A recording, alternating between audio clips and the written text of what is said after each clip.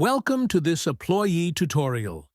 Today, we'll guide you through the activity settings to help you manage your team's activity tracking. To get started, go to Settings and select Activity. Here, you can manage activity tracking settings for your organization.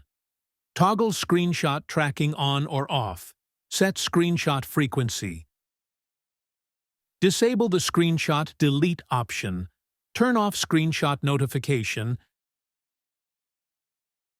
and manage instant screenshot permissions. You can also manage app usage, URL tracking, and activity monitoring. Disable features for the whole organization if needed. From the idle time settings, you can set the time for idle time detection. You can also turn off screenshots, activity, apps, and URL tracking for individual members. That's how you manage activity settings in Apploye.